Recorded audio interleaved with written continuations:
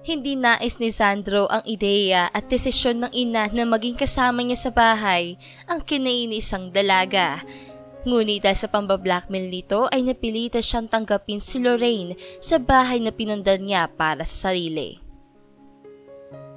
Binuo niya sa isipan ang planong pahihirapan ang dalaga, ngunit pababaliktad iyon dahil bukod sa palaban si Lorraine ay marunong din itong magpabagsak at manakit ng mas malaki pa dito, dahilan upang tumiklop siya sa dalaga. Matagalan kaya ni Sandro ang dalagang binansagan niyang bossy maid? Kauuwi lamang ni Lorraine galing sa maliit niyang shop na naipatayo niya noong nabubuhay pa ang ating niyang natrabaho noon sa ibang bansa. Sa bahay ay hindi pa rin natatapos ang kanyang trabaho.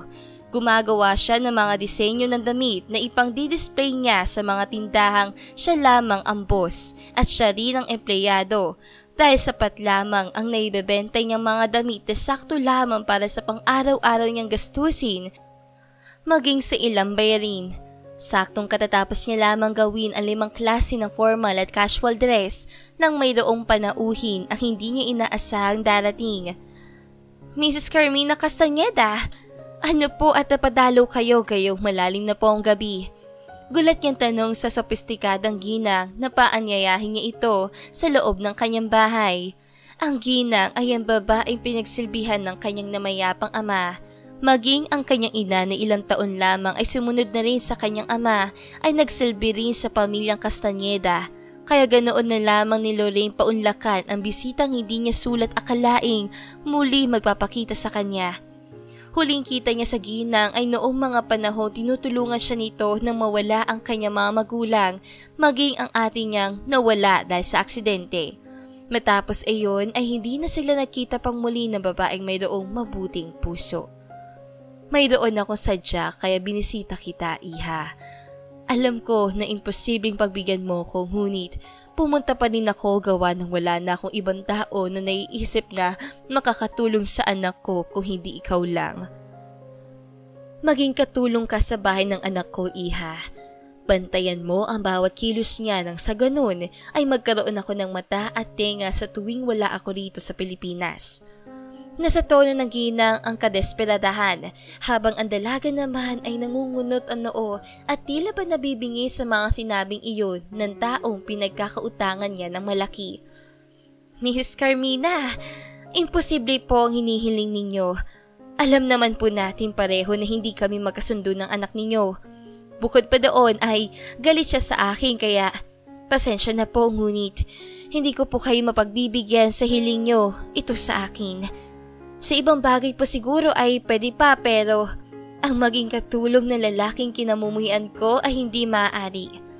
Pagtanggi nga kahit na nahihiya siya dahil ngayon lamang humingi sa kanya ng pabor ang ginang. Please, iha. Alam kong hindi kayo magkasundo ng anak kong si Sandro, pero sana, iha, ay mapagbigyan mo ang hiling kong ito sa'yo. Hindi na kasi tumitino ang batang iyon. Puro pambabae na lang ang tanging alam gawin. Ako na ang naawa sa mga babae pinapaiyak niya at sumusugod pa sa bahay para magmakaawa na wag niya lamang iwan. Ewan ko ba naman sa batang yun kung bakit nagagawa niyang paglaruan ng damdamin ng mga babae. Hindi na siya nakontento simula noong umalis ang ate mo patungong ibang bansa. Dahil mas piniling bigyan ka ng maayos at magandang buhay. Sa tingin ko ay hindi pa rin siya nakaka-move on at magpahanggang ngayon ay ikaw pa rin na sinisisi niya sa pagkawala ng ate mo, kaya nagre-rebelde pa rin. Ay, ang kitid talaga ng utak ng anak ko, kaya naisip kong lapitan ka na dahil alam ko na kayang-kaya mong patiklopin ang anak kong iyon dahil pinag-aralan mo na maigi ang self-defense. Huwag kang mag-alala dahil hindi naman ito libre, iha. 2 milyon ang mapapasayo, ora mismo kapag pumayag ka, iha. Dadagdagan ko kung kulang pa basta't pumayag ka lang. Sa sinabing iyon ng ginang ay napaisip si Lorraine. Kailangan niya ng pera. Makakatulong na malaki ang perang inilalatag nito sa shop na pangarap niya na noon pang palakihin ang tangkilikin ito ng marami. Makabibili na rin siya ng magagandang klase ng tela at ilang kagamitan sa pagtatahe at paggawa ng iba't ibang klase ng damit. Iha? Untek sa kanya ng ginang. Pakiusap, Lorraine. Sa muli ay pagsusumamo nito. Napabuga naman ng hangin sa Lorraine bago salubungin ang nakikiusap na mga mata ng ginang. Sige po, pero hindi ko po may papangako na magiging sunusunuran pa ako sa anak ninyo. Kaya ko po inaral ang self-defense ay para ipagtanggol ang sarili ko. Alam naman po nating sagad sa buto ang galit niya sa akin kaya hindi imposible na umangat ang kamay niya sa akin. Anya. Naiintindihan ko, Iha. Mas maigi yan na makakuha ng katapat ang lokong yun. Ngunit sa tingin ko naman, Iha, ay hindi magagawa ng anak ko na pagbuhatan ng kamay ang isang babae. Ang manakit ang damdamin siguro ay oo. Ngunit ang manakit physically ay sobrang imposible. I'm so thankful na pumayag ka. Bukas ay babalik ako upang ibigay ang buong kabayaran. I'll make it 3 million dahil alam kong kailangan ko yun. Thank you so much, Lorraine. Nagagalak na niyakap nito ang dalaga. Wala pong anuman. Salamat din po. Request ko na lang po sana na next week ko na gagawin ang trabaho ng maibiling ko sa kaibigan ko ang shop. Ayoko po kasing isara dahil sayang naman po. Hiling niyang hindi naman kinontra ng ginang. Matapos ang yakapan ay nagpaalam na si Carmina dahil lumalalim na rin ang gabi. Minabuti na rin ni Lorraine na matulog na dahil maaga pa siya bukas. Kinaumagahan ay nakagayak na si Lorraine. Tapos na siya mag-almusal at ngayon nga ay kasalukuyan na siyang papunta sa bahay ng kaibigan si Marisa na gaya niya ay isa ring designer at mananahi. Pareho nilang pangarap ang maging isang kilalang designer. Ngunit dahil sa kakulangan sa pera ay nananatili sila sa ibaba. Hindi makilala dahil sa hindi nila dekalidad ng mga damit. Naligaw ka yata. Anong sadya mo at ang aga mong nambulabog? Kagigising lamang ni Marisa nang dumating si Lorraine sa bahay nila. Gulo-gulo pa ang buhok nito kaya't hindi ni Lorraine mapigilang hindi matawa sa itsura ng kaibigan. May sadya ako kaya kita sinadya rito. Grasya at tiyak ko na hindi mo matatanggihan ng offer ko. Panimula niya kaya't bigla-bigla ay nagkaroon ng interes si Marisa. Nawala rin ang antok nito. Dahil kapag grasya ang pinag-uusapan, ay talagang nagiging interesado ito. Makikinig ako. Pasok ka na muna, my beautiful best friend. Magiling itong sabi. Nailing na lang tuloy si Lorraine dahil kung hindi niya pa sinabing grasya ang sadya niya, ay hindi pa siya nito paunlakan ng pumasok. Ano bang nakatira dito? Tao o ano? Himing tanong niya nang marating nila ang katamtaman ang laking salas. Nagkalat kasi ang mga supot ang chicheria at ilang can soft drink. Mayroon ding nagkalat na kinuyumos na papel. Hindi pa kasi ako nakakapaglinis. Na-drain ako kagabi kaya hindi ko na napagtuunan ng pansin ang mga naikalat ko. Back to the topic na tayo. Ano nga pala sadya mo? Tanong nito nang igiya siya paupo. Naalala mo pa naman siguro si Mrs. Carmina Castañeda, hindi ba? Tanong niya. Oo, pero ang kinalaman niya sa grasyang sinasabi mo? Takang tanong naman sa kanya ni Marisa. Nag-offer siya ng 3 milyon kapalit ang pagiging katulong ko sa makitid ang utak at babaero niyang anak. Pagkakwento niyang ikinalaki ng mga mata ni Marisa. Seryoso? Eh diba? Work kayo ni Pogi? Ngiwing tanong nito sa kanya. Wala akong pakialam sa galit niya dahil mas mayroon akong pakialam sa pangarap nating dalawa. Tinanggap ko ang offer kaya kita pinuntahan. Hindi ko gustong isara ang shop kaya ipagkakatiwala ko yun sa'yo. Maging ang pera ay sa'yo ko ipagkakatiwala dahil pareho lang naman ang layunin natin. Tuparin mo ang dream boutique natin, bes. Habang ako naman ay tutuparin ko ang napagkasunduan namin ni Mrs. Carmina. Tsansa natin ito, kaya hindi ako makakapayag na palampasin ang malaking oportunidad na ito. Umaasa ka sa'yo, Marisa. Kinapgap niya pa ang palad na ngayon ay napapaluhang kaibigan. Gaga ka! Pinapaiyak mo ko! Parang batang gumawa si Marisa, dala ng labis na saya. Niyakap naman ni Lorraine ang kaibigan tsaka hinagod-hagod ito sa likod. Magiging mga tanyag tayong designer. I'm so sure of it. Ngiting-a niya sinang-ayunan naman kaagad ng kaibigan. Pinahagian kita ng grasya, kaya palamunin mo ko. Biro niya sabi. Sure, walang problema. Anong agahan ba ang gusto mo? Mabilis sa kanyang tanong ni Marisa. Biro lang. Kumain na ako bago pa man ako pumunta dito. Nagpapaalam na rin ako dahil baka dumating na sa bahay si Mrs. Carmina. Mauna na ako ha. Babalitaan na lang kita kapag natanggap ko na ang pera. Tulong tayo sa pagpaparenovate ng shop natin habang hindi pa ako umaalis. Sige, ingat ka. Kumalasta sa kanya si Marisa, kaya't siya naman ay tumayo na. Kumaway na siya dito. Pagkuway nilisan niya na ang bahay ng kaibigan. Sa pagdating ni Lorraine sa bahay niya ay naroon na ang ginang. Nakangiti ito naghihintay sa kanya. Akala ko umatras ka na, tinakbuhan ako. Ana ng ginang. Naku, hindi ko po yun magagawa. Pumunta lang po ako sa bahay ng kaibigan ko para sabihin sa kanya ang mga plano ko sa magiging butik namin. Nahihiya niyang sabi. Nagbibiro lamang ako, iha. Ngiting-ani nito. Let's go inside so we can talk privately. Mahina nitong sabi dahil mayroong ilan sa mga kapitbahay ng dalaga ang nakikiusosyo at tela ba interesado sa kung ano man ang sadya ng mayamang babae sa isang ulila at mahirap na dalaga. Kaagad na sumang-ayon si Lorraine. Pinuksan niya ang pintuan tsaka yun isinara na makapasok na sila. Mga chismosa, hindi na lang atupagin ang mga buhay nila. Mahina at naiiling niya sabi bago sundan ang panauhin ngayon ay nakaupo na sa salas. Gusto niyo po ba ng kape o juice? Tanong niya, ngunit tumanggi na ang ginang dahil nagmamadali na ito. Ngayon na kasi ang uwi ng kaisa-isang anak at kailangan naroon na siya sa kanilang mansyon bago pa man dumating ang sakit sa ulo niyang anak. Nakalatag na ang alas niya upang mapapayag ang anak sa nais niyang maging katulong nito si Lorraine, kaya't lihim na natutuwa ang ginang dahil magkakaroon na rin sa wakas ng katapat ang anak niyang si Sandro. Kinuha ng ginang ang bag kung saan nakalagay ang 3 milyong pangako nito kay Lorraine.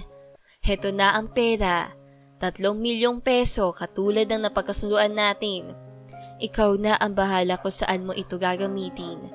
Magkakaroon ka pa sa akin ng bonus oras na makita kong nababago mo na ang pananaw ng anak ko. Nagmamadali na rin kasi ako, iha, kaya ibinibigay ko na ito sa'yo. Inilapit ito ang bag na naglalaman ng pera sa dalaga bago nito ginapgap ang palad ng dalaga tsaka iyon marahang pinisil. Aasahan kita, iha. Ikaw nang bahala sa pasaway kong anak, okay? Andaling kung kinakailangan at bugbugin mo kapag gumawa ng kalokohan. Bahagyang natawa ang ginang sa binitawang salita. Babalik rin kaagad ako sa Italy dahil dumarami na ang trabahong iniwan ka doon. Namimiss na rin ako ng mga amiga ko kaya ikaw nang bahala. I'm leaving na, iha. Thank you once again. Tinapik nito ang braso ng dalaga bago tumayo. Matamis ang ngiting ibinigay nito sa dalaga na ginantihan naman ni Lorraine. Huwag kang patatalo. Remember, iha, that we are not just a woman. We're fighter. Kaya huwag kang papayag na susungit-sungitan ka lang ng anak ko. Bili nitong mayroong pilyang ngiti sa labi bago pumasok sa loob ng makintab nitong sasakyan. Makakaasa po kayo sa akin. Taos puso niyang pasasalamat na agaran namang tinanguan ng ginang. Kumaway na siya rito nang umandar na ang sasakyan. Pumasok na rin siya dahil naiilang siya sa mga matang mapanuri na ngayon ay nakatingin sa kanya. Uy, Lorraine! Ano yon? Bakit ka pinuntahan ng isang kilalang jewelry owner? Usisan ni Becca na number 1 chismosa ng kanilang barangay. Hindi na nito natiis at talagang nilapitan nito si Lorraine para lang usisain kahit na hindi naman sila nito close. Inalok niya ako ng trabaho. Siguraduhin mo lang, Becca, na tama ang ikakalat mong kwento tungkol sa nalalaman at nakita mo dahil hindi ako mangingiming ireklamo ka. Marami pa naman kami dito sa barangay natin na nagrereklamo sa pagiging marites at paggawa ng maling kwento. Matapang niya sabi, alanganin at halatang plastik ang ngiting ipinakita sa kanya na babae, kaya't hindi niya mapigilang mailing. Ang serious mo naman masyado. Sige ha, alis na ako. Kiming paalam nito tsaka siya tinalikuran.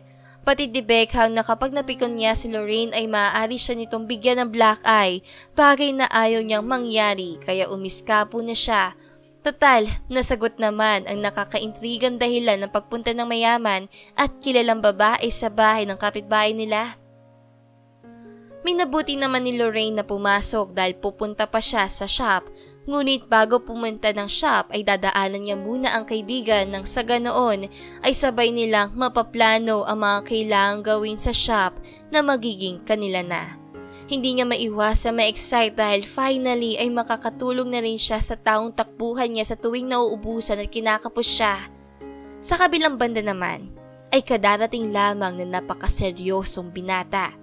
Nakapang-Amerikano pa ito dahil matapos ang business trip ay dumiretso na kaagad ito sa kanilang mansyon, imbis na sa bahay na ipinundar niya para sa sarili. Sinabi kasi sa kanya ng sekretarya niya na umuwi ang kanyang ina, kaya imbis na sa bahay niya siya uuwi, ay sa bahay ng mga magulang niya. Wala ang kanyang ina nung dumating siya kaya tinanong niya ang katulong, ngunit ang sabi naman nito ay walang sinabi ang kanyang ina kung saan ito pupunta. Kaya tahimik niya na lang na hinintay ang magulang na babae sa receiving area ng kanilang mansyon. "Where have you been, Mom?" Pruskong tanong niya sa ina na ngayon ay kadarating lamang. Kay lamig ng boses niya na maging ang kanyang ina niya ay nakaramdam ng panlalamig. "Is that how you greet your beautiful mother?" Anang nangginang sa anak, ngunit hikab lamang ang makuha niyang sagot mula rito. "You're not answering my question. Where have you been?" Tanong nitong muli na maupo sa single sofa at pinag-cross ang mahabang binti. "As far as I know, my dearest son, I'm your mother, not a daughter to you, kaya hindi ko kailangang magpaliwanag." Strict ang ani nito. "Fine. So how are you? Bakit ka umuwi ng Pinas?" Diretsa yung tanong. "I'm here because I miss you. Hindi mo man lang kasi ako dinadalo sa Italy kaya nagpresenta ako at magkusan na akong dalawin ka. I thought magiging welcoming ang pag-uwi ko pero naging headache dahil sa mga babaeng sumugod dito. Mga nakikiusap sa akin na kausapin daw kita na wag mo raw silang iiwan. Diyos ko, Sandro, nakakaawa ang mga babaeng biniktima mo. Kailan ka ba talaga magtitino?" Bigla ay problemadong tanong ng Carmina sa anak. "Magtitino ako, Mom. They just can't accept that the game is finally over. They all know my rules pagdating sa isang relasyon. Sadyang mga desperada lamang sila." Bagot niyang tanong na ikinahilot ng ginang sa sentido nito. Bigla ay parang na-high blood si Carmina sa naging sagot ng kanyang anak. "Bahala ka. Basta, kapag kinarma ka dyan sa mga pinagagawa mo ay wag mo kong hihingan ng tulong." By the way, mayroon nga pala akong kinuhang maid. You know her? She's Lorraine. Hindi na nagawang tapusin ng ginang ang iba pa sana nitong sasabihin ng tumayo ang binata. "Lorraine what?" Kunot noong tanong ni Sandro sa ina. "Lorraine Zamora. She will be your personal maid sa mismong bahay mo. You can't say no to your mother dahil ilalabas ko ang mga kabulastugang pinaggagawa mo. I have everything na maaaring maging dahilan upang matanggal ka sa pagiging CEO. Always remember, my son, that I'm still the chairman of our company. Sa akin ipinasa ng iyong ama ang pamamahala bago pa man niya lisanin ng mundo. Kaya maging matalino ka sa bawat salitang bibitawan mo sa inyong magandang ina." Tusong saad ni Carmina. Nakaukit sa labi nito ang masisiyahang ngiti dahil batid niyang sa sinabi niya ay hindi makakatanggi ang kanyang anak. "Mamaya na ang flight ko pabalik ng Italy kaya ikaw na ang bahala sa mundo kay Lorraine. Huwag kang gagawa ng mga bagay na hindi ko magugustuhan kung ayaw mong pulutin sa kangkungan. Now you can rest. Bye, son. Mommy loves you." Hahagad sana nito ang anak nang umiwas ito.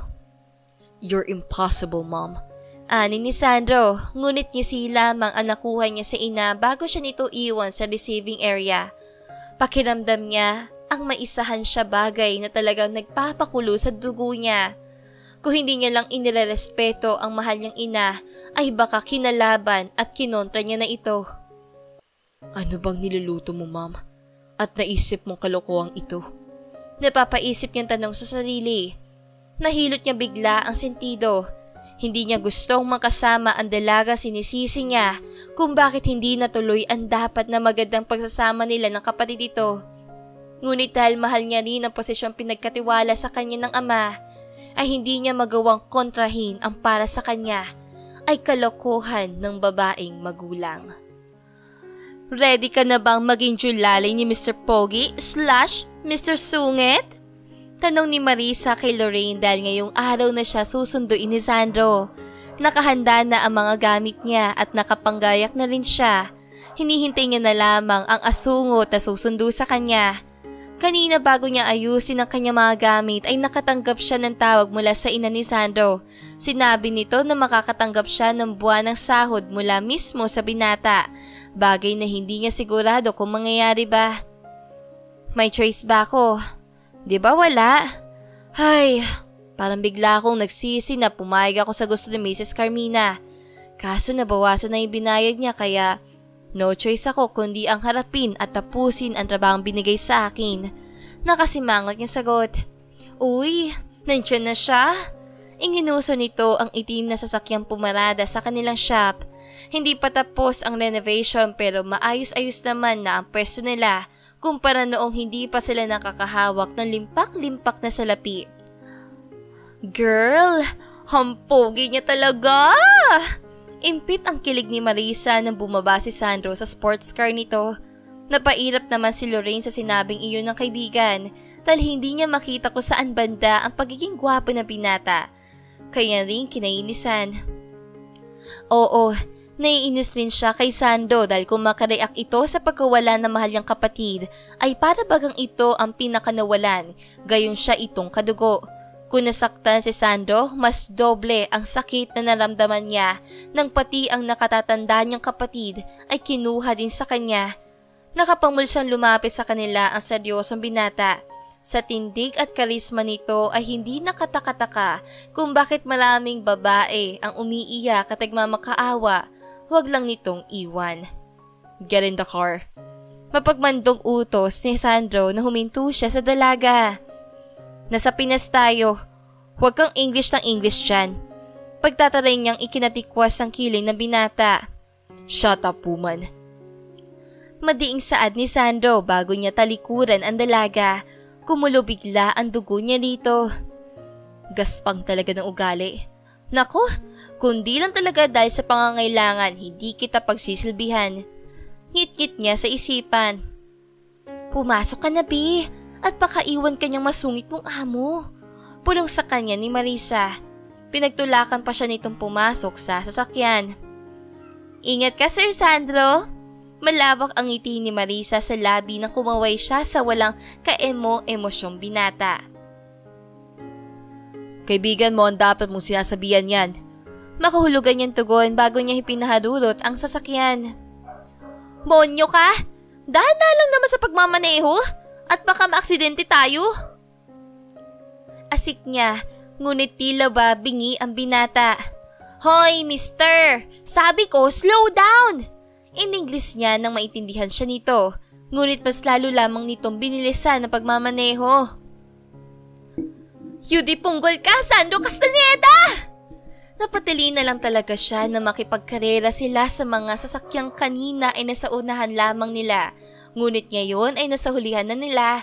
Diyos ko, Lord, hagyo mo na akong kunin. Kung may kukunin man po kayo, itong katabi ko na lang. Naluluhang sigaw niya muli. Pakiramdam niya ay tatakasan na siya ng kanyang kaluluwa sa sobrang bilis si Sandro. Pagkapit na lang talaga na mahigpit sa kinaupuan ang magagawa niya sa ngayon. Humanda ka sa akin. Lintik lang ang walang ganti. Ngit-ngit niya sa isipan. Gusto pala nito, laro? Pwes, pagbibigyan niya ito. Pahirapan pala ang gusto mong lalaki ka, ha? Pwes, sige. Game ako sa kahit na anong laro ang gusto mo. Matalim ang tinging ipinupukol niya sa binata habang ito ay seryosong nakatuon ng atensyon sa daan. Lihim na pag-isi ang ngayon ang ginagawa ni Sandro habang nakikipagkarera kay kamatayan na mas kumapit pa ang dalaga dahil sa kinaupuan nito dahil isinagad niya na ang pagpapatakbo. Nabuo ang isang plano sa kanyang isipan. Pahihirapan niya ang dalaga nang sa ganoon ay ito ang magkusang umalis. Mahigit 1 oras din ang naging biyahe at sa mahabang biyaheng iyon ay talagang bumaliktad ang sikmura ni Lorraine pagkababa ng sasakyan. Nang makahuma siya sa pagkahilo ay inis siyang lumapit kay Sandro na ngayon ay binubuksan ng pintuan ng malaking bahay. Hinawakan niya ito sa balikat at pwesahang pinaharap sa kanya. Pagkuway sinikmuraan niya ito at binayagan. Ah! Fuck, Lorraine! Daing ni Sandro habang sapo ang nabasag nitong itlog. Nagtatatalon ito dala ng labi sa sakit. Serves you right, asshole. Halika sa loob. Nang maprito natin yung nabasag mong itlog, leche ka. Pagkasabi noon ay hinila niya ito papasok at dahil iniinda pa rin ni Sandro ang bayag niyang napuruhan ay hindi niya magawang manlaban sa dalaga. You're crazy! Asik niya nang maupo sa single sofa. Habuti yan na magtanda ka na at wala ka na mabiktimang babae. Ano nga palang gusto mong ulam at na makapaghanda na ako? Kaswal niyang tanong. I'll make sure you'll pay for cracking my egg balls! Namumula sa inis sa banta ni Sandro ngunit hindi niya man lang nakitaan ng pagkabahala at pangamba ang kaharap ng dalaga. Ayaw mo ipaghanda kita? Di wag, bahala ka magutom dyan. Hinawi niya ang mahabang buhok bago niya talikuran ng binata. Gumuhit ang ngiting tagumpay sa kanyang labi dahil naging patas ang laban sa pagitan nilang dalawa. Hindi siya dito magpapatalo lalo at mayroon siyang permiso mula sa ina nito. Ito naman ang unang gumawa ng mali sa kanilang dalawa. Gumanti lang naman siya. Lorraine! Rinig yung tawag sa kanya ni Sandro kaya't lumapit siya rito na mayroong matamis na ngiti sa labi. Ano po yun, boss? Animo ay anghel na tanong niya sa kaharap ng binata. Pwede ba? Huwag kang umiti ng ganyan. Nakakakilabot ka. Para kang sinapian. Inis na ani ni Sandro ngunit imbis sa pakinggan ng paninita niya ay mas ginitian pa siya lalo ng dalaga. Bigyan mo ko ng pain reliever. Kailangan ko yun ASAP. Inis man ngunit kailangan niyang utusan ito dahil sa sobrang sakit ng bayag niya, hindi niya magawang umakyat patungo sa kanyang silid upang doon ay kumuha ng gamot. Sa pagkakaalam ko, kapag mayroon kayong kailangan ay nagsasabi ng please o di kaya ay pakiusap. Makiusap ka muna bago ko sundin ang utos mo. Kondisyon niya rito habang pigil ang pilyang ngiti. I'm your boss. Why would I beg? Go and get my medicine or else. Or else what, boss? Sasaktan mo ko? Sige nga, kung kaya mo. Pangahamon niya. Inaasahan niya mapupumilit itong abutin siya upang gumanti ngunit hindi nito ginawa. Bagkus ay huminga ito ng malalim bago sinalubong ang nangahamon niya mga mata. Hindi ako nananakit ng babae. I have my own ways to punish a woman like you. Anas niya tsaka sinikap na tumayo. Naging maagap naman si Lorraine dahil batid niyang hindi biro ang ginawa niya rito. Ako na. May concession naman ako kaya ako na ang kukuha. Nasaan bang kwarto mo? Mahinahon niyang tanong dahil naging mahinahon na rin naman ito. Nawala na ang bangis sa mga mata nito. Simula na sabihan nito, hindi ito nananakit ng babae. Nasa dulong bahagi. Tipid itong tugon. Okay. Anya at iniwan na ito sa salas. Bigla ay nasalo ni Sandro ang noo. Hindi biro ang sakit ng kanyang iniinda. Mukhang mababaog pa yata siya. Hindi niya sukat akalain ganoon katapang at kalakas ang dalagang kinainisan. Mukhang in-underestimate niya ang dalaga. Sa totoo lang ay marunong siya sa judo, taekwondo, martial arts. At iba pa pagdating sa pakikipaglaban ngunit hindi niya yung ginagamit kapag hindi naman kailangan. Lalong hindi niya yung gagamitin sa isang babae. Dahil gaya nga na sabi niya ay hindi siya nananakit ng babae. Kabaklaan para sa kanya ang manakit physically ng isang taong mas mahina sa'yo at walang kakayahang lumaban sa'yo. Tumunog ang cellphone niya na nasa bulsa kaya kinuha niya yun. Ang sekretarya niya ang caller kaya tinanggap niya ang tawag nito. What is it? pagpupungad niya. Sir, kanina pa pong naghihintay si Mr. Lozano sa ipinareserve niyong resto kung saan kayo magmi-meet. Imporma sa kanya ng sekretarya. Oo nga pala, mayroon nga pala siyang meeting sa araw na ito. Nakilimutan niya na dahil sa ginawa sa kanya ng dalaga. Okay, papunta na ako. Anya, saktong dumating na rin ng dalaga, dala ang gamot at mayroon na itong hawak na isang baso ng tubig. Tahimik niyang kinuha ang hinihingi sa kamay nito tsaka yun agarang ininom. Malapit lang naman na meeting place kaya agad niyang narinig ang aresto na walang paalam siyang umalis sa sariling mansyon. Uy, Bay! Balitaan mo naman ako ng mga nangyayari sa'yo dyan, ha? Aba kung hindi pa kita tawagan hindi pa kita makakausap. Bungad ni Marisa sa kanya na sagutin niya ang tawag nito isang hapon.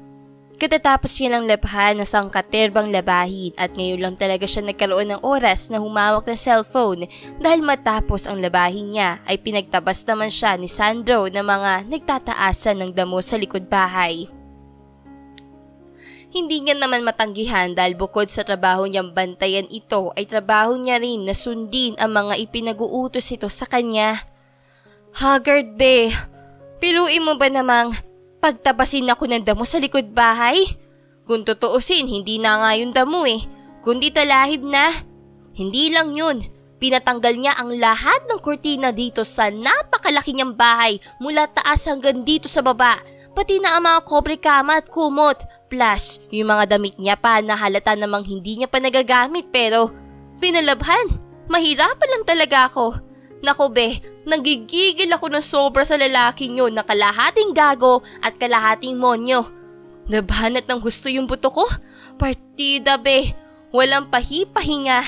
Yung sakit ang likod at braso ko, hindi yata madadala ng efficacy oil at alaksan Hingal niyang pagkukwento sa kaibigan. Grabe naman yung boss mo. Mukhang magiging hobby niya na ang pahirapan ka. Makakatagal ka pa kaya? Isumbong mo kaya sa nanay niya na mapagsabihan? Concern sa kanyang payo ni Marisa.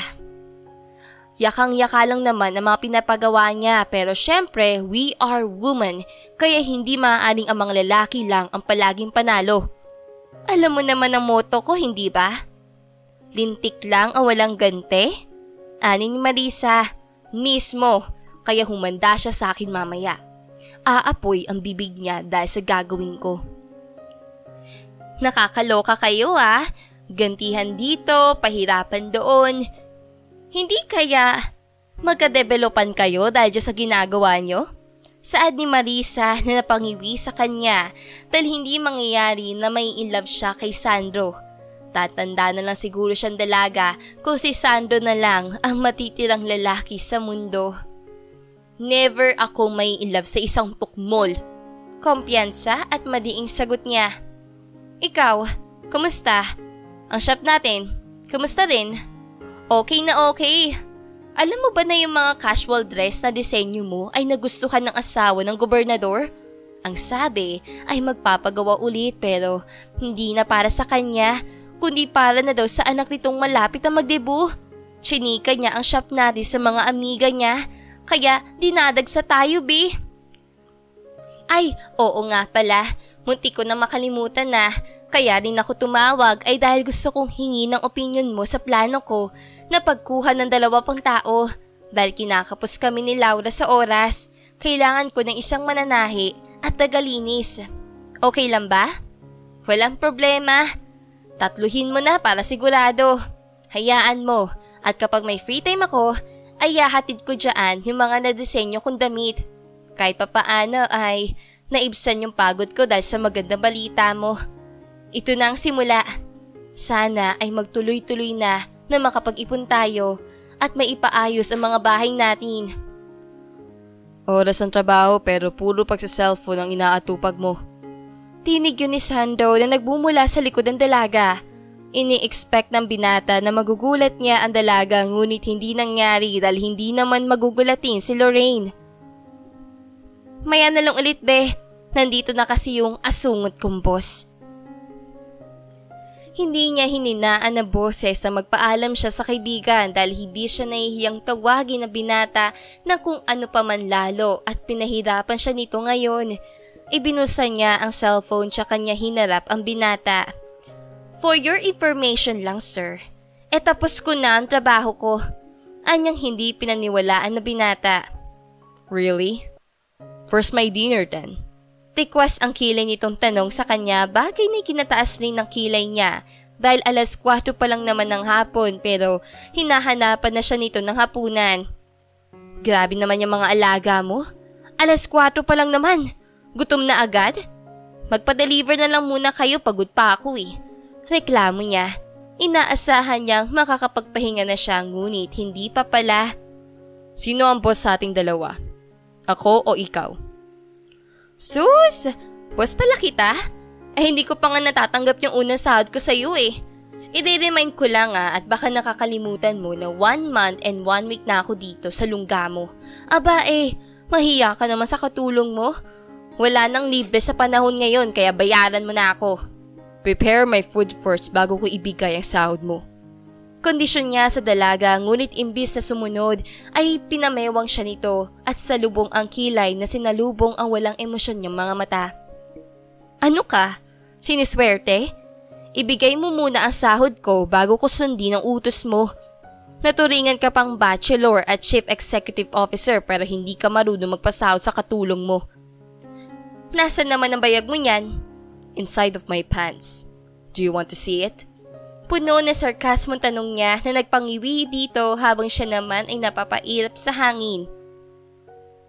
Wait me here. Malamig ang sabi tsaka niya tinalikuran ang dalagang dinaig pa ang machine gun ng bibig. Nakakarindi sa tuwing nakikipagdiskusyon ito sa kanya. I'm her boss. Pero ako itong binobosi niya. Talaga sumusobra ng babaeng yun. Bububulong-bulong na reklamo niya habang kinukuha ang 50 mil sa kanyang safe. Here. Pang 2 buwan mo na yan nung wala kang masasabi pa. Alam ko na binayaran ka na ni Mommy. Kaya hindi ko na nilakihan na pasahod sa'yo lalo at sakit na nga sa ulo eh. Suwail ka pang katulong. Pasalamat kang hindi kita inirereklamo na violence pero kapag naulit pa ay talagang irereklamo na kita. Banta niya. Takot ako. Takles ang anya tsaka dito kinuha ang pera. Sinipat-sipat ngayon na makasigurong hindi peke ang ipinangsaw dito sa kanya. Inamoy niya pa na makasiguro talaga. That's a real money, idiot. Inis na saad ni Sandro. Mas maigi na yung sigurado. Hindi ako magpapasalamat dahil pinagpaguran ko naman itong pera. Sige, maiwan na kita boss dahil ipaghahanda na kita ng hapunan mo. Paalam niya dito. Hey, wait! I want a Spanish-style bangus. Wala tayong stock kaya bumili ka sa talipapa. Pigil sa kanya na binata na nagpanganga sa kanya dahil malayo ang talipapa sa kinaroroonan nila. Aabutin siya ng 1 oras bago niya marating ang bilihan. Here, pambili ng bangus. Yung sariwa ang piliin mo ah. Sige na, lumayas ka na. Dapat within 1 hour ay narito ka na. Kung hindi, ay kakaltasan ko ang sahod mo. Utos at bilin niya bago niya talikuran ang hindi makapaniwala sa ipinag-uutos niyang dalaga. Baliw ka na ba? Wala akong kapangyarihang mag-teleport, leche ka talaga, kastanyeda. Pasakit ka sa buhay ko! Sigaw niya ngunit kinisian lamang siya nito. Diyos ko, dito na yata puputi ang buhok ko dahil sa konsumisyon ko sa iyong lalaki ka. Nangungumisyong sambit niya. Ay, teka. Akala mo wala akong backup pa? Sandali ka sa akin. Tinukot niya ang cellphone upang kontakin ang kaibigan. Nakisuyo na muna siya kay Marisa ng lahat ng kakailanganin niya sa pagluluto ng request na ulam ni Sandro. Ipapadala niya na rin ang mga ginuhit niyang disenyo na damit kaya hindi masasayang ang paghingi niya ng pabor sa kaibigan. Matapos ang tawag ay nagtungo na siya sa kusina upang pinuhin ang nakita niya siling labuyo kanina habang nililinisan niya ang ref. Habang pinipino ang sili ay napapangiti siya sa tuwing naiisip ang magiging reaksyon ni Sandro habang naanghangan ito sa pagkain niluto niya. Humanda ka sa akin. Akala mo dyan ha? Anya, Nang matapos ay itinabi niya na muna iyon, siya kanya hinugasan ang kamay. Sa silid ay napapangisi si Sandro dahil alam niyang imposibleng magawa ng katulong niya ang ipinag-uutos niya rito.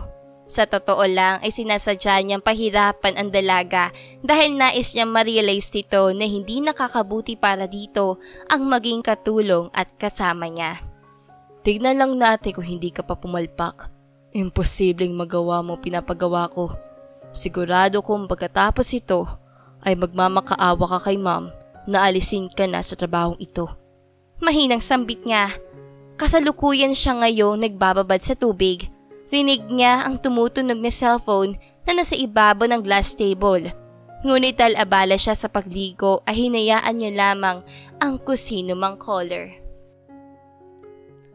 Madilim na rin nang matapos siyang maligo. Nagtapos lamang siya ng tuwalya sa pribado niyang parte bago kunin ang tumutunog niya na namang telepono. Tinignan niya saglit ang caller at nang makitang numero iyon ng nakasamang babae noong isang gabi sa bar na pinuntahan niya, ay inignora niya yun dahil tapos na siya dito. Nagamit niya ito at nagamit din naman siya nito. Patas lang. Sa kabilang dako naman ay nauubusan na ng pasensya ang babae dahil hindi sinasagot ng kinauhumaling lalaki ang kanyang tawag.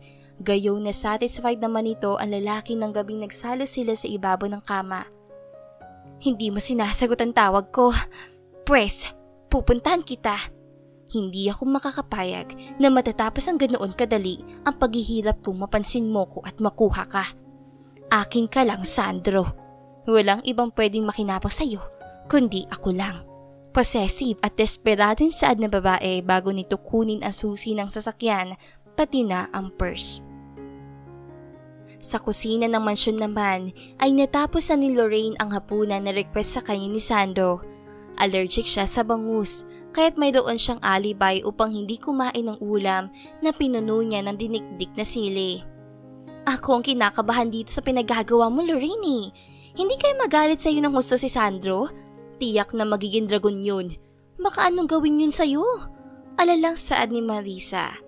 Nasabag na nito ang mga ginuhit ni Lorraine at nakahanda na umalis dahil anumang oras ay maaari nang bumaba ang may-ari ng bahay.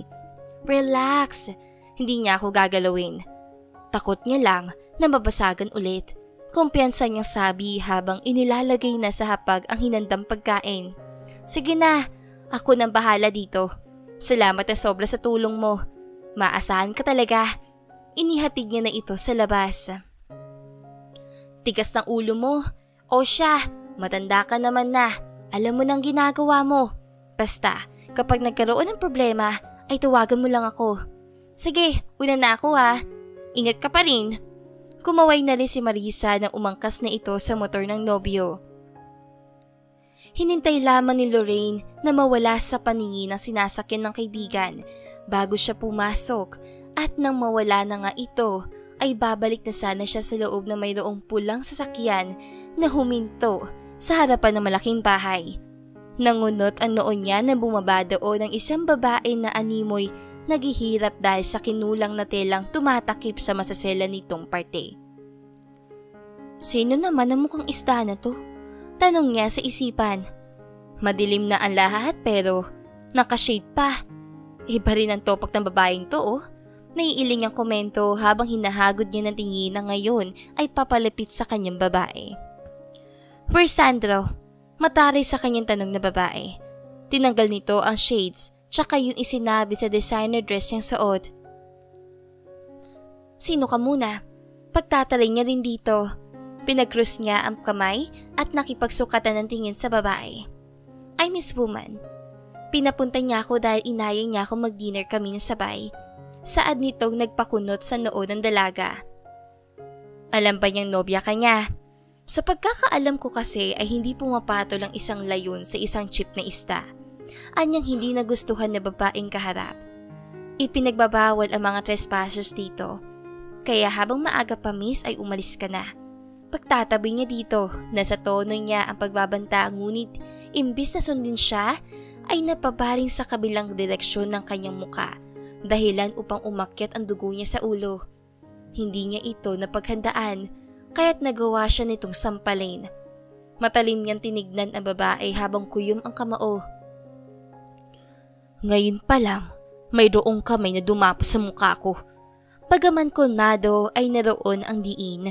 Ngumisi sa kanya ang babae tsaka nito pinamewang, bagay na ikinangiti niya ng pagak dahil sa pagkaubos ng kanyang pasensya.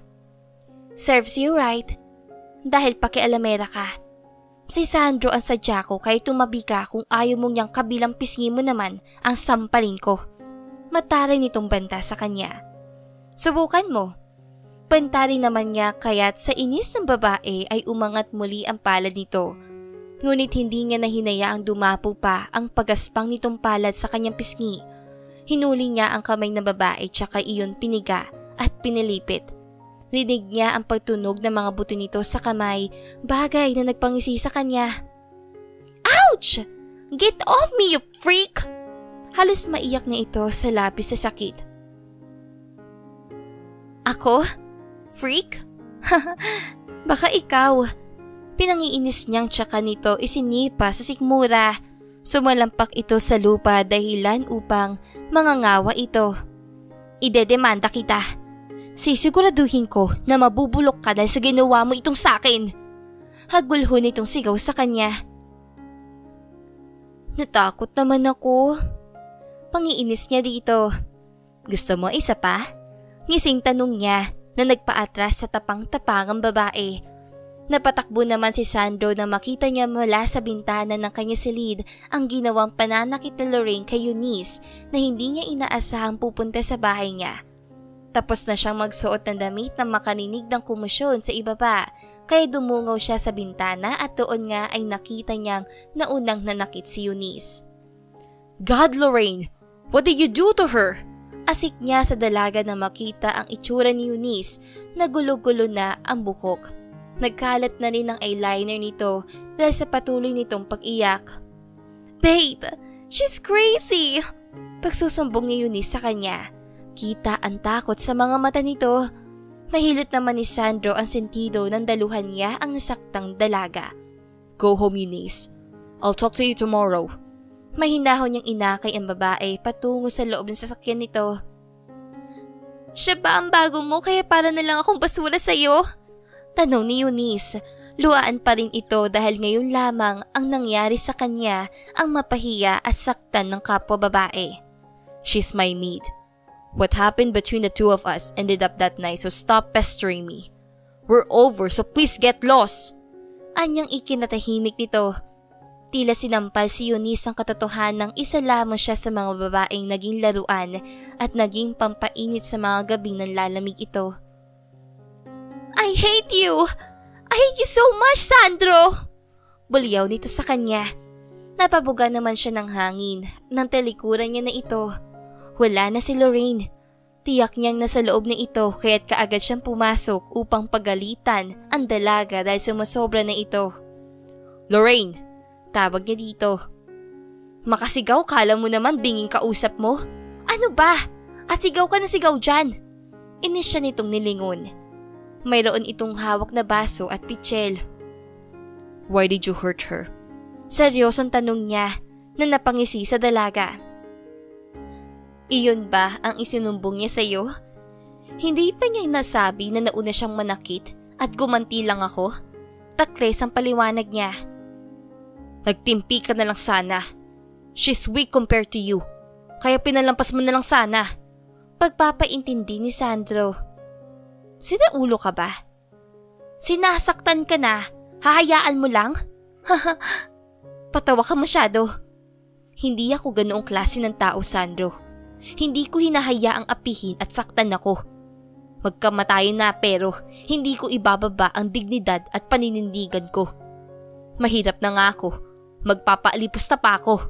No way! Over my dead body. Natahimik naman siya. Ayaw niya na makipagdiskusyonan dahil hindi naman siya mananalo, lalo at palaging tama ang kaharap niya. Gutom na ako. Sabayan mo na ako. Sumusukon sa anya tsaka tahimik na naupo at nagsandok ng kanin. Allergic ako sa bangus, kaya nagluto rin ako ng sarili kong ulam. Ani ni Lorraine tsaka niya kinuha ang nilutong itlog at longganisa. Sa ganong ulam siya nasanay kaya iyon ang hinanda niya para sa sarili. Nagkibit balikat na lamang si Sandro. Sumandok na siya ng ulam. Mukhang masarap kaya kaagad siyang sumubo, bagay na pinagsisisihan niya dahil sobrang anghang ng isda. Niiluwa niya iyon at kaagad na napatakbo sa lababo. Pigil naman ang pagtawa ni Lorraine dahil successful ang plano niyang magandihan ang binata. Tumayo siya at kinuha ang juice na nilagyan niya ng chili powder. Bakit ba naman kasi pati yung sili kinain mo kung hindi ka pa naman tanga eh? Oh, heto juice, pampawala ng anghang. Bait-baita niyang iniabot dito ang apple juice na kaagad namang tinanggap ng naluluha at namumulang binata dahil sa sobrang anghang na nakain niyang ulam at walang pag-aalinlang ininom yun. Otomatikong naibuga ng binata ang binigay sa kanyang inumin ng dalaga. Lorraine! Hiyaw niya sa isipan. Rinig niya ang pagbunghaliit ng dalaga. Damn! Paulit-ulit siyang napapamura dala ng sobrang anghang. Pakiramdam niya ay magbabaga ang loob ng kanyang bibig. Our quote for today is huwag mong pahihirapan ang taong marunong gumante. Gawin mong candy yung mga ice cube sa ginawa ko para lang talaga sa'yo. Pasalamat ka at mayroon akong awa. Eunice is right. You're crazy. Baliw talaga ako. Kaya wag mo akong kinakalaban. Ipapaalam ko nga pala sa nanay mo itong nangyari. Sasabihin kong mayroon ka na namang mabiktimang babae. Lagot ka ngayon. Binilatan niya ito bago niya iniwan ang kusina bitbit ng pinggan na punong-puno ng kanin at ulam. Panay ang singhot ni Sandro habang ibinababad sa bibig ang ice cube na kaagad niyang kinuha sa ref. Hindi niya ito tolerate ang ginawa ito sa kanya ni Lorraine. Ipapakita niya dito sa pamamahay niya ay siya ang boss. Kumain din siya ng ice cream at uminom ng gatas, bagay na nakatulong na husto dahil naibsan na rin sa wakas ang anghang na nagpapalula sa mukha niya at nagpapatulo sa sipon niya. Nagmukha siyang uhugin dahil sa nangyari. Kinuha niya ang nilutong ulam ni Lorraine tsaka iyon itinapon sa basurahan. Wala na yung remedyo. Nawalan na rin siya ng ganang kumain na dahil sa ginawa sa kanya ng dalaga. Nagtungo siya sa silid upang linisan ang sarili matapos iyon ay nagtungo siya sa silid ng dalaga. Mayroon siyang nilulutong plano sa isipan. Hindi nakalak ang pintuan kaya't malaya siyang nakapasok sa kwarto nito. Inilibot niya ang tingin sa kabuuan ng silid na inuukupan ng dalaga, ngunit hindi niya ito mahagilap. Nagaslas ng tubig na nagmumula sa banyo ang tangi niyang naririnig. Oras na para bigyan ka ng leksyon at sa gagawin kong ito, tiyak na magtatanda ka na. Usal niya tsaka sumandal sa pader malapit sa pintuan ng banyo. Ilang minutong paghihintay ay bumukas na ang pintuan ng banyo at iniluwanon ang dalagang nakatapis ng tuwalya. Hindi siya nito napansin dahil diretso ang tingin nito. Mayroon kang kasamang lalaki sa bahay, pero hindi ka man lang naglalak ng pinto. Preskong anya na nagpagulat sa dalaga. Niyakap nito ang sarili nang simulan niyang humakbang papalapit dito. Anong ginagawa mo dito? Labas! Kundi papasagan ko ulit ang itlog mo. Manyak na to. Hindi niya maitago ang kabang niraramdaman kahit na nagtatapang-tapangan siya. Nakatalikod ako noong binayagan mo ko, pero ngayong nakaharap na ako, makakaya mo pa kaya? Babae ka pa rin, Lorraine. Mas malakas pa rin ang lalaki. Marunong din akong ipagtanggol ang sarili ko. Higit sa lahat ay marunong akong magpalambot ng tuhod ng babae. Wanna try? Isusumbong kita kay Mrs. Carmina. Mas lalo siya napangisisa na utal nito. Inilang hakbang niya ang dalaga at agad na kinuha ang dalawang kamay. Kinuha niya sa bulsa ang panyo na kinuha niya sa silid kanina bago siya nagtungo sa silid nito. Mahigpit niyang itinali ang kamay ni Lorraine nang hindi ito makawala sa kanya at patulak itong pinahiga sa kama. Anong gagawin mo? Kita ang takot sa kanyang mga mata. Titikman ka. Total, Hinaharangan mo ang mga diskarte ko, kaya sa'yo ko nang ibubuhos ang naimbak sa akin. Malamyos niyang tugon sa kanya kinubabawan ang dalaga. Nagpumiglas ito ngunit dahil hawak niya sa braso at nagpapailalim niya ay hindi ito makapalag. Tumakwang siya ngunit nagtira pa rin ng ilang dangkal dahil wala naman siyang masamang plano dito. Gusto niya lamang itong takutin. Sandro, please wag. Sorry na sa ginawa ko. Pinahirapan mo kasi ako kaya ko nagawang gantihan ka. Promise na hindi na mauulit. Basta't umalis ka lang dyan at isanin mong kwartong ito. Tumulo ang luha sa kanyang mga mata dala ng takot. Nanginig din ang katawan niya.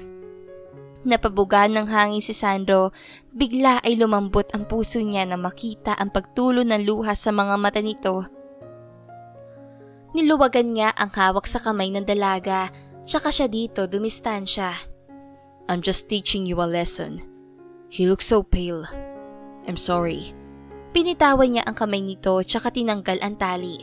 Pinawi niya rin ang luha sa mga mata nito bago siya umalis sa ibabaw ng dalaga. I hope that this is the last time na gagawa ka ng kalokohan dahil hindi na kita kakaawaan sa susunod. I'm warning you, Lorraine. Enough of your damn tricks na magtanggap na kita. I'm learning to like you as a person, kaya umayos ka. Seryosong anya bago niya nilisan ang silid nito. Nasapu naman ni Lorraine ang tumatambod niyang dibdib. Natakot siyang talaga ngunit bakit ang daling napawi ng takot niya nang haplusin nito ang pisngi niya. Nakita niya ang pag-aalala sa mga mata ni Sandro na nagmamakaawa siya rito. Nakagat niya ang ibabang labi nang dumaloy sa kanyang pisngi ang ilang butil ng kanyang luha. Umayos siya ng higa at hinila niya ang kumot tsaka iyon ibinalot sa katawan. Malalim na ang gabi ngunit pareho silang pinagdadamutan ng antok. Nakokonsensya si Sandro habang si Lorraine naman ay nababalisa. Bumalikwas si Sandro ng bangon dahil alam niyang hindi siya makakatulog ngayong gabi kapag hindi siya humingi ng dispensya kay Lorraine. Nagdadalawang isip man ngunit kinatok niya pa rin ang pintuan ng dalaga na mapagdesisyonan niyang puntahan ito. Lorraine, I know you're still awake. Mag-usap tayo. Please. Bigla ay naihilamos niya ang palad sa mukha dahil ngayon na lang ulit siya nakiusap sa isang babae. Huling nakiusap siya ay noong pinipigilan niya si Luna na wag itong magtrabaho sa abroad. Si Luna ang first love niya. Hindi naging sila ngunit niligawan niya ang nakakatandang kapatid ni Lorraine. Ngunit sa kasamaang palad ay nadisgrasya ito sa factory sa Korea kung saan ito noon nagtatrabaho.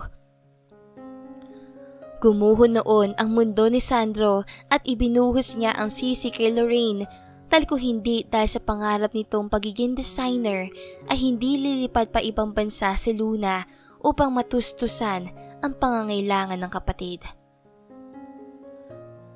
Kailangan mayroong peace offering. Dalhan mo muna ako ng ice cream bago kita pagbuksan at bago ako makipag-usap sa iyo. Kondisyon sa kanya ni Lorraine na batid niyang nasa tapat ng nakasaradong pinto. Wala sa sariling napangiti siya sa kondisyong iyon sa kanya ng dalaga. Okay, pero sa living room na lang sana kung pwede. Anya, sige, alis ka na muna at kunin mo yung request ko. Ani nito. Tahimik siyang tumango. Bossy maid. Iiling-iling niya sa atya kanya kinuha ang isang cup ng chocolate ice cream.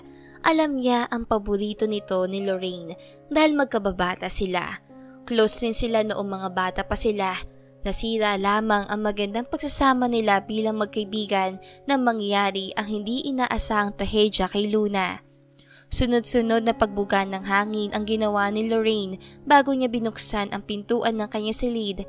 Pajama at maluwag na t-shirt ang karaniwan niyang pantulog. Makapal ang damit niya kaya hindi halatang wala siyang panloob. Hindi naman kasi siya binayaan ng hinaharap kaya kumpiyansa siya sa mga isinusuot. Hindi mo mahalatang walang panloob dahil sa malaputong na sa loob na maluwag niyang t-shirt. Ano bang pag-uusapan natin? Ilag ang mga matang tanong niya nang lapitan niya ito. Sa L-shaped sofa siya nakaupo habang ito naman ay sa single sofa na piling maupo. Akin na yung ice cream ko. Hindi niya na hinintay na ibigay sa kanya ang ice cream dahil kinuha niya na iyon sa ibabaw ng glass table. Tumikhim muna si Sandro bago niya subukan salubungin ang mga mata ni Lorraine, ngunit sadyang mailap ito at ayaw makipagtitigan sa kanya, kaya't ibinaling niya na lang sa ibang direksyon ng paningin. I sincerely apologize. I'm sorry sa ginawa ko kanina. Gusto ko lang naman bigyan ka ng lesson. Kaya ko yun nagawa. I'm sorry. Tigilan na natin ang alitan at gantihan. Dahil hindi naman na tayo mga bata. Nagiging immature tayo pareho. Inaamin ko ang pagkakamali ko at sana ay ganoon ka din. You're the one who started the fight simula noong binayagan at sinukmura mo ko. That hits my pride and my ego as a man. I already moved on from the past. Pasensya ka na sa lahat ng nagawa. At nasabi ko sa'yo noon, let's start our new chapter as a friend. Just like the old days. Pwede ba? Sinserong tanong niya sa kumakaing dalaga. Kumuhit ang ngiti sa mga labi nito na nagpa-abnormal sa tibok ng puso niya. Oo naman. Pero hindi pa rin libre ang pagsisilbi ko sa'yo ha. May bayad pa rin dahil mataas sa pangarap ko sa shop namin ng best friend ko. Oo nga pala. Sorry din kung sumobra ako. Kamusta nga pala yung itlog mo? Buo pa ba? Inosente niyang tanong. That was inappropriate question, Lorraine. Si Tanya, ramdam niya ang pag-iinit ng tenga sa naging tanong sa kanya ng dalaga. Ay, sorry.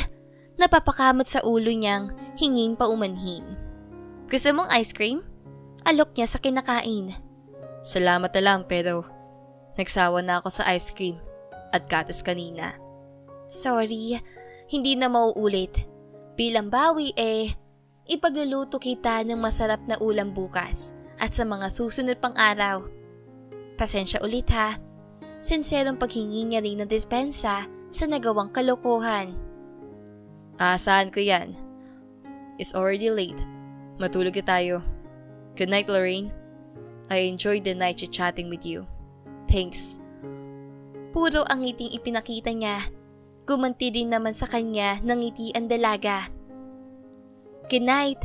Balik niya. Inubos niya lang ang kinakain tapos ay nagtungo na rin siya sa silid. Sa kanyang paghinga ay napangiti siya nang wala sa sarili dahil naging mabait na ulit sa kanya ang boy best friend niya noong mga bata pa sila. Bigla ay namiss niya ang dating ugali ng binata. Makulit at maloko ang kaibigan niya si Sandro noon na naging kabaliktaran na ngayon.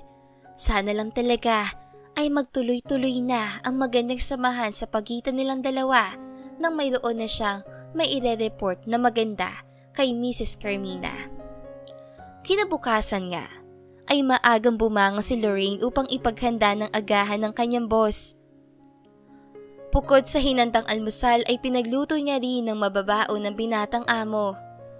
Ikaw ba talaga ang naghanda ng lahat ng ito? Hindi makapaniwalang tanong ni Sandro nang marating niya ang dining area. Magulo ang buhok niya ngunit hindi iyon nakabawas sa kagapuhan niya, bagkus ay nakadagdag pa. Bakit pa na ang gwapo niya sa paningin ko? Naguguluhan tanong ni Lorraine sa isipan na pilit niyang iniignora at winawagli dahil sinasabay ng abnormal niyang puso ang isipan niyang inuukupan ni Sandro simula nang magkaayos sila. May dubi ba ako sa muka? Tanong niya sa dalaga dahil nakatitig lamang ito sa kanya.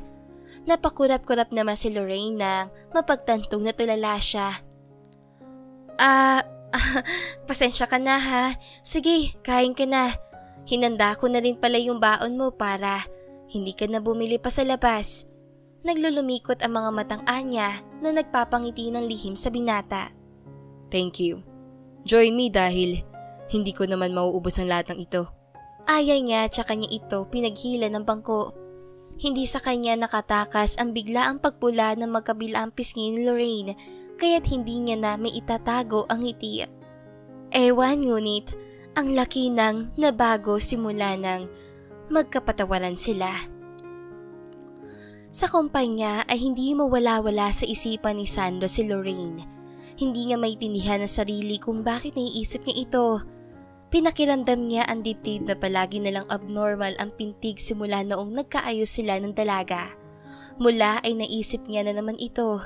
Tila nababagalan siya sa oras. Kung hindi pa sa kanya ipaalam ng sekretarya na hinihintay na siya ng mga board at directors sa meeting room ay hindi pa maibabalik sa katinoan ang naglulumipad niyang isip. Pansin ko ang pagbabago sa iyo, Mr. CEO, nitong mga nagdaang araw. Matinong babae na ba ang dahilan kaya wala ng mga desperadong babae pumupunta dito sa kumpanya para lang magmakaawag wag mo silang iiwan? Nangaasar na tanong sa kanya ni Gio, isa sa mga board of directors at matalik niyang kaibigan. Katatapos pa lang ng meeting at wala namang ibang lakad si Gio kaya naisipan nitong tumuloy sa opisina ng kaibigan upang alamin kung bakit wala na ang mga babaeng ito. Hindi na rin si Sandro nag-ayang mag-bar, higit sa lahat ay wala na itong dinadalang babae sa unit ito kung saan siya ang owner ng building. Halusinasyon mo lang yang mga napapansin mong yan. Ano bang sabya mo at nangiistolbo ka? Inis niya ritong tanong. Abala siya sa papeles na hindi niya matapos-tapos pirmahan dahil sa palagi ang pagsagi ng magandang mukha ni Lorraine sa kanyang isipan. Wala naman. Gusto ko lang malaman kung magiging best man at ninong na ba ako soon. Kibit palikat itong sagot tsaka naupo sa katapat na silya ng CEO. Balita ko kasi kay Tita Carmina na mayroon ka daw kasamang magandang babae sa bahay mo kaya naisip ko na baka yung babaeng iyon ang dahilan kung bakit panay kang ngiti kanina. Hindi ka rin naninigaw at nagsusungit sa mga employee mo. Bagay na talaga namang nakakapagtaka. Magkaibigan tayo, dude, kaya wag ka namang kuripot sa impormasyon. Malay mo, maging advisor at backer mo pa ako. O di naman kaya ay karibal, lalo at ang crush ko noong si Lorraine ang tinutukoy ni tita. Preskong aning nito. Sa nirinig ay nainis at naikuyom ni Sandro ang kamao. Back off. She's mine. Mariing anyang nagpangisi sa kaibigan sinasadya lamang ungkatin ang nakaraan para lang mapaamin siya nito. So tama nga ako si Lorraine ang dahilan ng mga pagbabago mo. Good for you, bro. Huwag kang mag-alala dahil hindi naman ako nanunulot. Mayroon ang umuukupa dito at saka dito. Turo nito sa dibdib at sa sentido. Kaya hindi mo kailangan magalit. Hindi ako kailanman magiging karibal pero magiging best man at ninong oo. Dagdag pa nito. Napabuga naman ng hangin si Sando dahil nagawa siyang paaminin ng di oras. Kung hindi marahil dahil sa mga panunodyo ni Gio ay hindi niya marirealize ang totoong nararamdaman para sa dalaga. Hindi ko alam kung saan at paano magsimula. Basta't nagising na lang ako nung mukha niya na kaagad ang gusto kong nakikita. Nakakatawa dahil naging aso at pusa kami. Panay ang gantihan. Sadista din siyang babae kaya sino ang mag-aakalang maghuhulog ako sa babaeng dati ay kinaiinisan at sinisisi ko sa aksidenteng hindi niya naman ginusto. Pagbabahagi niya sa tunay na nararamdaman para sa dalaga. Finally, bro. Tumalab na rin sa'yo ang pana ni Cupido. Aminin mo na sa kanya at baka maunahan ka pa. Maganda at almost perfect na si Lorraine kaya hindi imposibleng matipuan siya ng iba. Hindi uso ang pagiging duwag at torpe sa atin. Payo nito sa kanya. Alam niyang maaaring mangyari iyon ngunit hindi niya hayaang makuha ng kung sino mang Poncio Pilato ang babaeng muling nagpatibok sa puso niyang namatay mula noong mawala ang babaeng unang minahal. Alam ko, hindi ko rin naman nahayaang makuha siya sa akin o sino man. Anya, tinapik naman siya kaagad ni Gio at buong ibinigay ang suporta sa kanya. Nagpaalam na rin si Gio matapos itong magbigay na kaunti pang advice. Sumapit ang tanghalian kaya't kinuha niya ang pagkaing hinanda ni Lorraine para sa kanya. Napangiti siya ng buksan ng baunan. Kaldereta at chapsuy ang ulam niya. Tingin niya yata sa akin, bata. Nangingiting anya na buksan ng isa pang baunan na naglalaman ng kanin. Mayroon kasing smiley face sa pagkain sa ibabaw ng kanin. May note pa na mas lalong nagpangiti sa kanya. Sinumulan niyang kumain. Hindi siya nagpa-istorbo sa sekretarya dahil ninanamnam niya ang pagkain ginawa ni Lorraine para sa kanya. Wala siyang maipintas sa pananghalian dahil sobrang sarap ng mga iyon. Pasok na pasok sa panlasa niya. Nagpatuloy ang maghapon hanggang sa sumapit na ang alas 5 ng hapon. Kadalasang umuwi siya bandang alas 6 na, ngunit ngayon ay alas 5 pa lamang, ngunit nagmamaneho na siya pa uwi. Excited siyang masilayang muli ang magandang mukha ni Lorraine. Habang nagmamaneho ay natanaw niya ang isang bakante na mayroong mga display ng ipit sa buhok. Inihinto niya ang sasakyan nang tumapat siya sa bilihan ng mga palamuti sa buhok. Binuksan niya ang bintana ng sasakyan tsaka tinignan ang mga nakalatag. "Magkano po, Ale? Yung ipit na paro-parang disenyo." Magalang yung tanong sa may edad na babae habang nakaturo ang kamay niya sa ipit na tingin niya ay babagay na husto kay Lorraine. "20 lang, sir. Para ba sa nobya mo?" Tanong nitong ikinakamit niya sa ulo. "Mukhang nililigawan mo pa lang. 2 na ang bilhin mo, sir. Tiyak na babagay ito sa babaeng pagbibigyan mo." Anang may edad na babae. Kaagad naman dumukot ang 2,000 sa wallet niya ang binata, saka iyon ibinigay sa nagtitindang Ale. "Eto po, sa'yo na ang sukli." Anyang nagpalawak ng ngiti sa matandang babae. Maluha-luha nitong iniabot sa kanya ang 5 pares ng ipit na iba't iba ang disenyo. Hindi naman nag-alangan si Sandro na kunin iyon. Ibinulsa niya ang binili niya, tsaka muling nulingon ang nagagalak na tindera. "Maraming salamat, sir." Galak na pasasalamat itong tinanguan niya na lamang. Minaneho niya na ang sasakyan at ilang minuto pa nga ay natanaw niya na ang kanyang bahay. Otomating kong nangunot ang kanyang noo na makita si Lorraine na nakikipagpalitan ng ngiti sa isang lalaki na mayroong kargang tuta. Inis ang nararamdaman niya sa mga sandaling ito at mas nadadagdagan pa ang inis niya na hindi man lang siya pinansin ng dalaga kahit na napansin naman na siya nito. Masyado itong abala sa kausap at naiinis siya doon. Ginarahin niya kaagad ang kanyang sasakyan pagkuway lumapit sa dalawa. "Get inside, Lorraine." Seryosong utos niya sa dalaga. Seryoso ang tingin niya sa lalaking nagagawa pang ngumiti kahit na masama na ang timpla ng mood niya. "Ikaw siguro ang boss itong si Lorraine. Hi, I'm Joseph. Kalilipat ko lang dyan sa bahay na yan." Turo nito sa katapat na bahay ng bahay ni Sandro. "Who the hell cares?" Puno ng iritasyon saan niya. "Ay, ang harsh mo naman, Fafa." Ani nitong nagpangiwi sa kanya. Hindi niya inaasahan na pagtawag nito ng Fafa sa kanya. "Nagsusungit ka na naman. Nakikipagkaibigan lang naman yung tao eh. Pasensya ka na, Joseph, aka Josephine, ha? Mukhang bad mood na naman itong bossing ko. Ako na humihingi na sorry." Nahihiya niya paghingi ng despensa sa kagaspangang ipinakita dito na binata. "Naku, ayos lang. Mukhang nagsaselos ang itong boss mo dahil akala yata dumidiscard ako sa'yo. Don't worry, Fafa, dahil sa lalaki lang ako nagpapakute." Kinindatan nito ang binata na mas lalo lamang nagpangiwi dito. "O siya, magpapaalam na kami nitong si Chow Chow dahil maglalakad-lakad pa kami. Bye, lovebirds." Kumaway na ito sa dalawa. Anong pinagsasabi niya?" Nagkatautal-utal niyang tanong. "You know." Ngiting-ani ni Sando tsaka niya hinila si Lorraine papasok sa loob. Hindi na siya magpapaligoy-ligoy pa. Kanina ay nakadama siya ng takot na baka maagawan siya. Kaya ngayon ay sasabihin niya na ang tunay na nararamdaman. "Magpalit ka dahil may pupuntahan tayo." Anya nang maihatid niya si Lorraine sa inuukupan nitong silid. "Here." Ibinigay niya dito ang nabiling ipit. "Para sa akin?" Hindi makapaniwalang tanong ni Lorraine. "Yes." "Pero, bakit?" Naguguluhan tanong niya. "Because you're special." "Sige na, magpalit ka na. Mamaya ko nalang sasagutin ang mga katanungang gumugulo sa'yo." Malambing ang saad tsaka marahan itong tinulak papasok sa loob ng silid nito. Nasapo naman ni Lorraine ang dibdib na ngayon ay malakas ng pumipintig.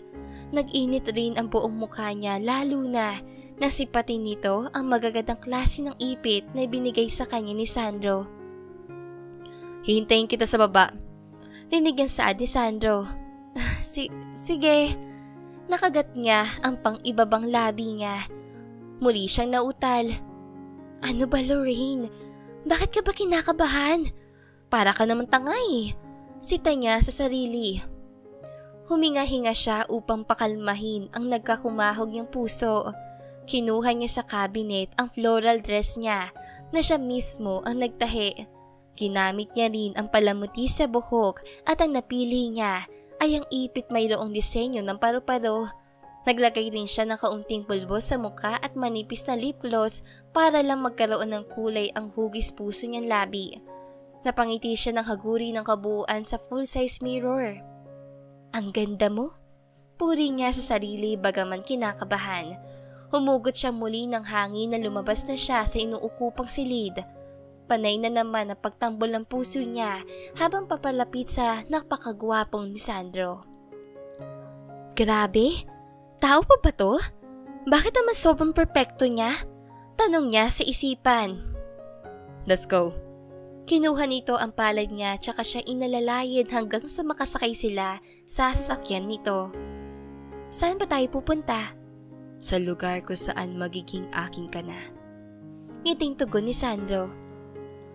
Wala namang naitugon roon si Lorraine dahil nabibingi na siya sa lakas ng tibok ng kanyang puso. Huminto sila sa harapan ng simbahan. Otomatikong naibaling ni Lorraine ang tingin kay Sandro. Relax. Hindi pa tayo magpapakasal. Hihingin ko lang ang basbas ni Lord. Kinindatan niya ito bago niya ninakasan ng halik sa pisngi. Nag-init naman ang magkabilang pisngi ni Lorraine. Tulala niyang hinamplos ang pisnging hinalikan ni Sandro. Let's go. Ayon ito sa kanya nang pagbuksan siya ng pintuan ng kotse. Animo ay nahihipnotismong nagpatianod si Lorraine hanggang sa makapasok sila sa loob ng simbahan. Sa unahang bahagi sila naupo. Iilan lamang ang tao dahil wala ng misa. Ginagap ni Sandro ang palad ni Lorraine tsaka iyon dinala sa dibdib. Naririnig mo ba? Malakas hindi ba? Itinitibok ka nito, Lorraine. Pagtatapat niya. Hindi ko alam kung kailan nagsimula ang lahat. Basta nagising na lang ako. Isang umaga na mahal na kita at ayaw na kitang mawala sa piling ko. Gusto kong palagi kitang nakikita at nakakasama. I feel jealous sa makita kong masaya ka nakikipag-usap doon sa Joseph na yun. Natakot ako baka maagaw ka. Kaya lakas loob kong ipinagtatapat ang tunay kong nararamdaman para sa iyo ngayon. Dito ko napiling sabihin sa iyo dahil alam ko na iisipin mong pinagtitripan lang kita. Nasa harapan tayo ng Diyos, Lorraine. Hindi lang upang sabihin sa iyo na hindi ako nagbibiro, kundi pati na rin hingi ng basbas niya para sa atin. Mahal kita, Lorraine. Mahal mo rin ba ako? Masuyong tanong niya habang nakatitig siya sa mga mata ng dalagang nanunubig. Noong una naguguluhan din ako pero ngayon alam ko na kung ano ang dahilan ng pagiging abnormal nitong puso ko sa tuwing nasa malapit ka. Minahal kita na hindi ko malang namamalayan. Nakakatawa dahil para tayong aso at pusa.